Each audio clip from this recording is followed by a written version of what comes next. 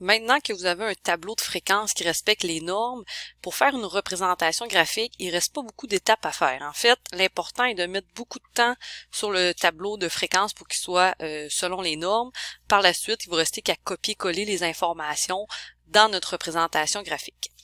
Donc, comme notre tableau de fréquence est complet, on peut aussi éliminer la feuille du tableau croisé dynamique, donc tout simplement la supprimer. On n'en a pas besoin. Donc, nous avons une variable qualitative nominale. Donc, qualitative nominale, on a deux options, soit un diagramme circulaire ou un diagramme à bande, verticale ou horizontale.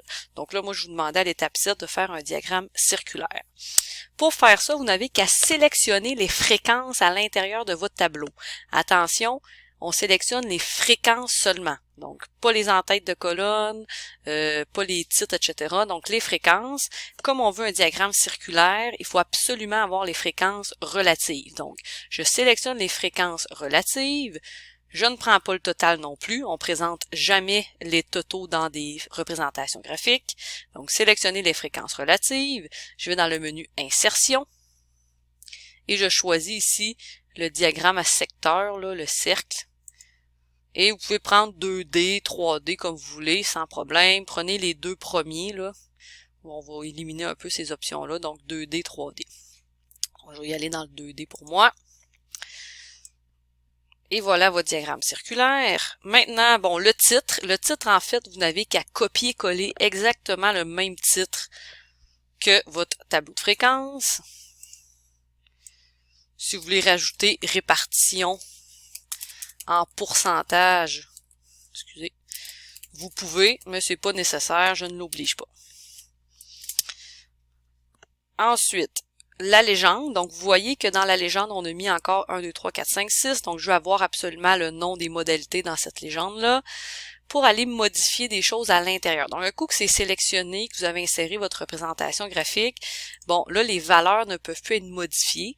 Pour ce faire, il faut aller chercher dans notre volet création. Donc, aussitôt que vous cliquez sur votre zone graphique, donc vous voyez quand je clique à côté, ça disparaît. Quand je clique sur ma zone graphique, j'ai mon outil graphique qui apparaît. Donc, dans création, le bouton ici, là, sélectionner des données. Ça vous permet de modifier beaucoup de choses à l'intérieur. Donc, si jamais vous avez fait des erreurs, vous ne pourriez pas recommencer au complet. Donc, je clique sur sélectionner des données. Et là, vous voyez, le 1, 2, 3, 4, 5, 6 est ici. Donc, moi, c'est pas ça que je veux le nom des secteurs d'activité. Et je vais faire modifier. Donc, pour changer la légende, c'est ici. Donc, dans sélectionner les données, modifier. Et là, je peux aller tout simplement sélectionner le nom des secteurs d'activité et ils vont les mettre dans ma légende. OK.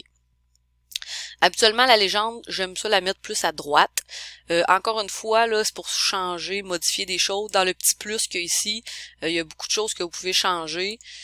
Par exemple, bon, le titre, si vous voulez en mettre un ou non, est-ce que vous voulez mettre les étiquettes de données. Donc, moi, la légende, je vais la mettre à droite à la place. Je vais m'ajuster pour que ce soit un peu plus visuel. Par la suite, les étiquettes de données, on va les faire apparaître. Étiquettes de données, ça veut dire de faire afficher les valeurs pour chaque secteur. Donc, pour que ça soit un peu plus clair pour les gens. Donc, je clique sur étiquette de données, super. Ils sont en pourcentage, sont déjà à une décimale. Ça pourrait arriver que Excel vous mette les valeurs entières, pas de nombre décimaux. Pour ce faire, là, vous pouvez aussi double-cliquer. Donc, vous voyez que quand vous cliquez à l'intérieur, par exemple, la légende, ça s'encadre, le secteur, on voit des petits points apparaître. Si on clique sur les étiquettes, je peux double-cliquer pour faire apparaître, en fait, un menu à droite. Donc, il y a un menu qui apparaît à droite. Donc, un menu qui apparaît à droite. Et dans les options ici avec les petits rectangles, dans l'option nombre, je pourrais aller chercher là, si je voulais avoir par exemple 2, 3, 4 décimales. Donc, je suis allé, je refais les étapes là. Donc, j'avais ma représentation graphique. Je suis allé double-cliquer sur mes étiquettes de données. Dans les petits rectangles pour les options d'étiquettes, je suis allé dans l'option nombre. Et dans la catégorie, je peux choisir pourcentage et je mets le nombre de décimales qui m'intéresse. Je vais en mettre juste une dans mon cas. Donc, des fois, ça va être à vous à changer ça si jamais Excel ne le fait pas directement pour vous. Sinon, le titre, comme d'habitude, on peut le mettre en gras. Donc, je l'avais pas fait tantôt. On va le mettre en gras. Et ce qui me manque, c'est une source. Donc, on va aussi mettre la source dans notre zone graphique.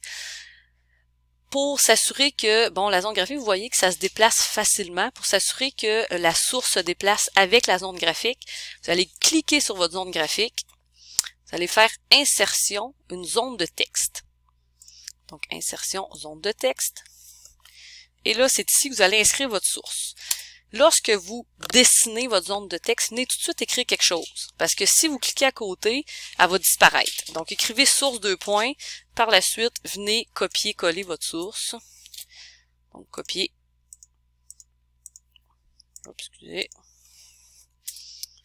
Allez la coller ici. Encore une fois, vous pouvez diminuer la taille pour pas que ça soit trop apparent. On peut jouer avec ça ici, là. Et la dernière étape, c'est de vérifier est-ce qu'on voit bien notre représentation graphique. Gênez-vous pas d'agrandir votre zone graphique. Si vous voulez agrandir ou diminuer la taille du cercle, il faut vraiment faire apparaître un carré là autour, un rectangle. Là, vous pouvez jouer avec ça. Donc, si vous voulez que ça prenne plus de place, moins de place, bon, vous pouvez bouger la légende aussi. Là, ici, ma source, j'avais tout, oui, j'avais tout ce qu'il faut. Je peux la mettre un peu plus basse. Donc, jouez, assurez-vous de bien voir excusez les informations.